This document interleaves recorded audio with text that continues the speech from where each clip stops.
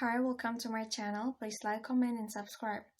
During the recent visit by Australian Defence Minister Richard Marles to Japan, the nation vowed to strengthen the interoperability of their armed forces amid shared concerns over Chinese assertiveness. The ministry's visits came shortly after the Shangri-La dialogue in Singapore, where Japanese Prime Minister Fumio Kishida pledged $2 billion or about 2.9 billion to help Indo-Pacific nations boost maritime security. We will make use of technical cooperation training and other means conducted to strengthen the maritime law enforcement capabilities of at least 20 countries to promote efforts to train at least 800 maritime security personnel and strengthen their human resources networks, he said. This is a timely and important initiative by Japan at a time when the law enforcement at sea is becoming more challenging. Strengthening civil maritime law enforcement is necessary to assist the region with managing common problems such as illegal, unreported, and unregulated fishing, drug trafficking, people smuggling, marine pollution, and search and rescue. These challenges were set out for Australia in April this year with the release of the first Australian government civil maritime security strategy. Over the past decade or so, there has been significant growth in both the size and use of Coast Guard and other civil maritime law enforcement forces in the region. But many regional states have limited capacity to respond to national and regional civil maritime security challenges, especially in maritime domain awareness.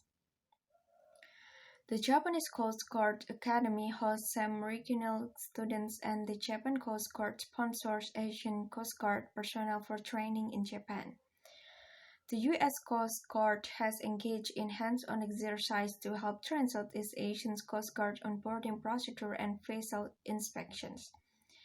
It has also supported the technical expert workshop run by the Southeast Asia Maritime Law Enforcement Initiative, a regional forum to increase maritime law enforcement cooperation and information sharing among Southeast Asian nations.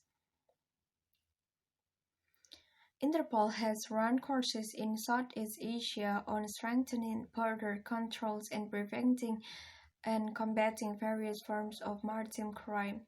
Under the United Nations Office of Drugs and Crimes Global Maritime Crime Program, the Indian Ocean Forum on Maritime Crime conducts capacity building through the training session on visit. Port Search and Seizure Procedures, Maritime Domain Awareness and Criminal Investigation Cell based in Bangkok. The program Pacific Ocean team assists states in Southeast Asia and the Pacific region in building their capability to tackle maritime crimes. But there is no dedicated institution in the Indo-Pacific focused specially on providing professional training and education for officers from regional Coast Guard and maritime law enforcement agencies. An Indo-Pacific Maritime Law Enforcement Professional Development Center would fill the gap to build partner capacity, promote professionalism in maritime agencies, and strengthen regional cooperation to better meet maritime security challenges. The center could also cover maritime safety and marine environmental protection, given that these activities are often subsumed in roles performed by regional maritime law enforcement agencies. The proposed center would encourage the emergence of long-term relationships between Indo-Pacific maritime law enforcement agencies and their counterparts in the region. It would facilitate contributions to training in maritime law enforcement by partners such as the United States, France, Japan, New Zealand, and the United Kingdom. It would work with existing structures and regional institutions and would operate in a way that builds lasting, trust-based relationships to ensure that Indo-Pacific maritime law enforcement agencies see clear benefits in learning from engaging with it. Early in its operation, the center would engage with senior representatives from Indo-Pacific Agency in order to best tailor its program.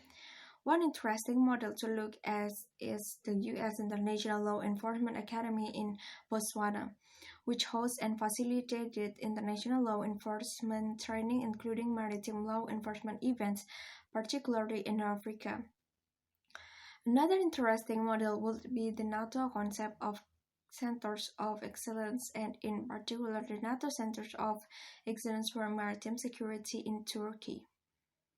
The Indo-Pacific Maritime Law Enforcement Professionals Development Center should be located in Darwin, given the city's status as the gateway to Southeast Asia. Its establishment there would underline Australia's strong links to the region. Darwin is a rapidly growing center of maritime activity supporting the Australian Defence Force, the Australian Border Force, the offshore oil and gas industry, commercial fishing, ship repair and maintenance, and marine tourism.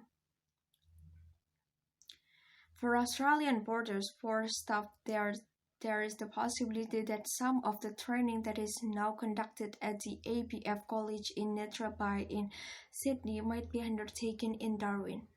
The best place to conduct realistic, practical training is always in the environment that you intend to operate in. The wind at Darwin Harbour and its marine approaches are some of the best maritime training areas that the ADF, the ABF, Maritime Policy Units, and Regional Allies already utilize. A center of excellence in Darwin would also be ideal for the heads of Asian Coast Guard agencies meeting collaborative framework, of which Australia, through the Maritime Border Command, is member, to regularly conduct practical collective training and skills exchange. Australian Prime Minister Anthony Albanese met Prime Minister Kishida at the Quad Summit in Tokyo last month.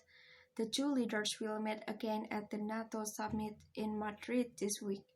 In the sidelines of that meeting, Albanese might raise the idea that a maritime law enforcement professional development center in Darwin be a joint venture between the Australian and Japanese governments. It could be managed by the Australian Border Force and the Japan Coast Guard. It would soon become the Indo-Pacific's maritime law enforcement training facilitator of choice and promote a multinational approach to the conduct of regional law enforcement operations at sea at a time of increasing maritime insecurity. Thank you so much for watching. Don't forget to like, comment, and also subscribe.